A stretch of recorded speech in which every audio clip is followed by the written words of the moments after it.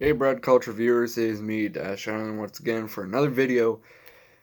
And before I get started, what you're probably going to see is the next couple videos that I make for the channel are going to be very dealing with Godzilla.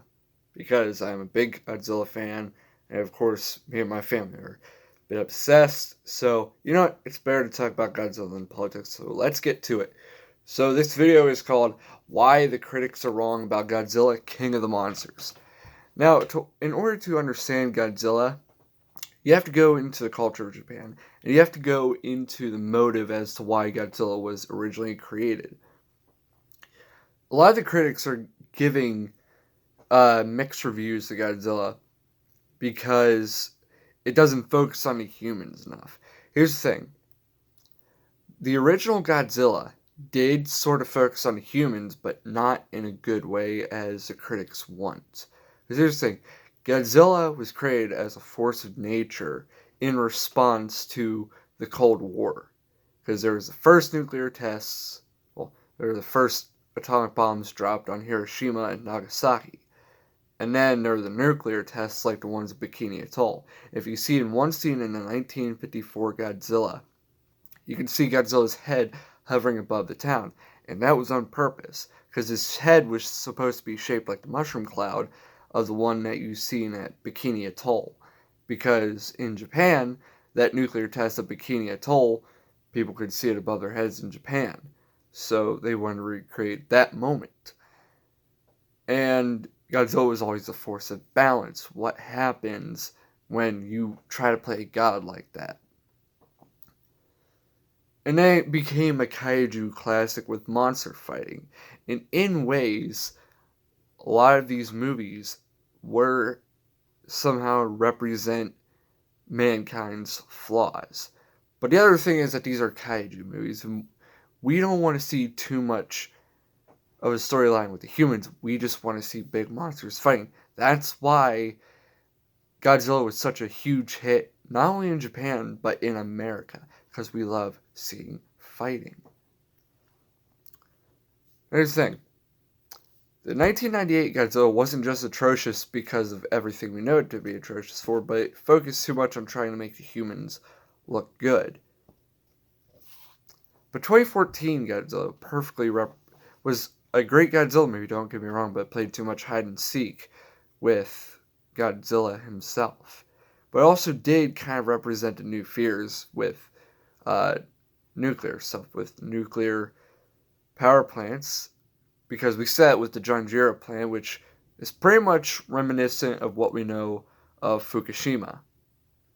You know, the Fukushima Daiichi plant, still leaking radiation. And then we get to Godzilla King of the Monsters, which that also is still representing fears, as we have that climate change. We're not going to get into why I just used air quotes. That will be debated another time. Anyways, and it does represent that. Plus, from what I hear, is that it's got a lot of crazy kaiju action, and I am going to particularly love that. See, that's what fans want in a Godzilla movie. They want plenty of kaiju action. They don't want to focus on too much human story. Because when it comes to Godzilla battling other kaiju, human characters are just not important.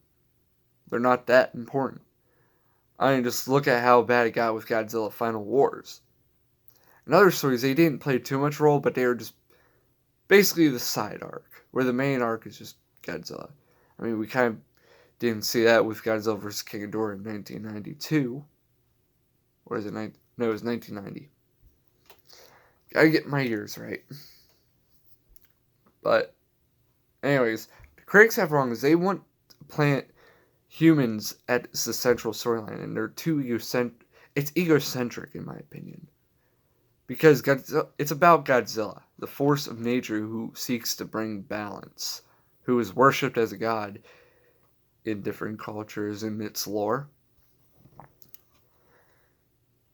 And these are the same critics who wanted a big old love story in Pacific Rim. Pacific Rim was not about a love story. Pacific Rim was about giant robots beating the crap out of big old kaiju. And that's what people loved about Pacific Rim. That's what we're getting in Godzilla the King of the Monsters. You know, the critics are usually always wrong when it comes to great movies like these. Like, always. And usually, the movies that they play up, it's probably just for some political capital. But we can't get into that. I've already mentioned it enough. But the critics are most definitely wrong. Like, don't let what they think about the plot of what the humans are doing distract you from the fact that the kaiju action is good. And so, yeah, it's the closing remarks. Probably one of my next videos will be my thoughts on Godzilla King of the Monsters whenever I see it on the weekend. Yeah, it'll be an episode on Dash's Call. We'll see you later. If you like the video, give it a like. And be sure to subscribe to the channel, even though I know you probably won't.